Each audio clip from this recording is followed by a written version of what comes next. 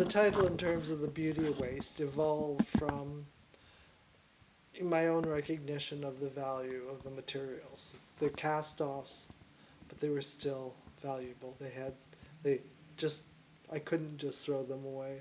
I needed to keep and use them. So I saw an intrinsic value in terms of the color, the paper itself, the lines, the images, for another purpose. So the repurposing, and having come from a very frugal, we must not consciously, it wasn't consciously a conservation, it was simply a limit of resources that we had, and dollars to buy resources, so therefore you didn't waste.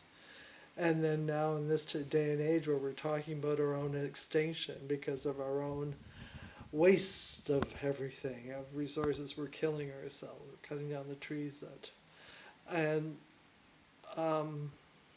it evolved, there's that, because in the senses, it plays against, the conservation, but it plays of recognition of that there is beauty in these other materials that we would normally just toss, that there's a potential in them, that reusing them, and that's how the title evolved, because technically it should have been in the garbage. Instead, you have this.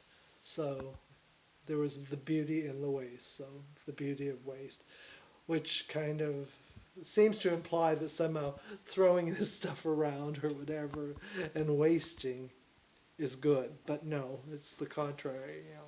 There is value in it. How did this show come together? Because through my career as an artist, which has been roughly 18 years now, or 19 years now, I have used the cast-offs in some form, but not so fully as this, where where I've developed a whole body of work using it. There are pieces and that.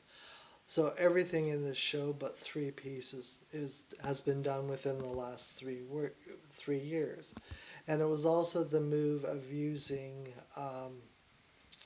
more of the straight lines and the straight cuts versus geometrical shapes, pre-cut geometrical shapes, and piecing them together, and just sort of slicing and gluing and dicing and alternating. But there's always that juxtaposition to get the patterns, or just show you need to juxtapose it with another piece. So again, it's the use of color, but it's, as my skill has gotten better over the years, my cutting skill, and doing the little thin lines of paper.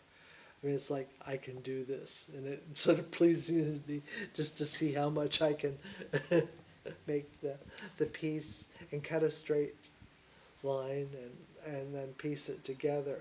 And trying to keep the pattern, trying to keep the image, and keep the sequence, where before that didn't matter so much. In a lot of these, I'm trying to let the original image of each one come through. So you may look and you might see something one time. When you look again, you'll see the other image.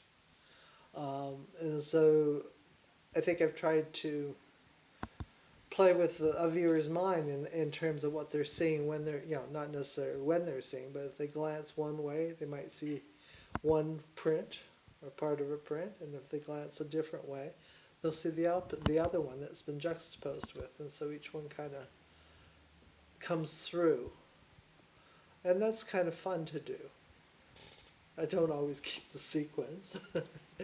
if you cut 7 or 8 straight pieces and line them up, and the other ones 7 or 8 pieces, sometimes they kind of get scrambled a little. But usually I become more and more aware that I try to keep that in order, so each one does come through. It's just it's about my own personal quirks and techniques of trying to do that. So much more.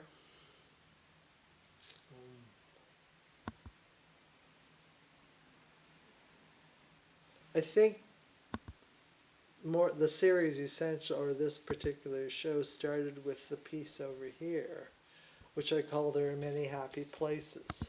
That piece I started at the Moss Street Market not the market, the Moss Street painted in 2016. And it just gave me such pleasure doing it. And plus, that was where I discovered using little solid pieces as opposed of color versus the lines in small areas. And in some of the later ones, I've expanded the area of solid piece using white or black or even other colors, and they help. It gives a certain dimension to the collage that wasn't there in the early ones. And it's just evolved. Again, part of this, I'm trying to use up these resources that I have accumulated over 18 years of printmaking. And so I can move on to do other things with collage into the future. So it became a concerted effort. It was almost like I must use this material up. I must use this material up. A certain compulsion. And I pretty well have. I can still do a couple more. I have enough there. But it's pretty well gone. And it's a nice feeling that I can eliminate that folder or box of materials because it's empty now. With these pieces over here, they're leftovers from pieces I did years ago of cutting out the geometrical shapes. But I was so intrigued with the lattice that was left after I cut out my pieces and overlapping them.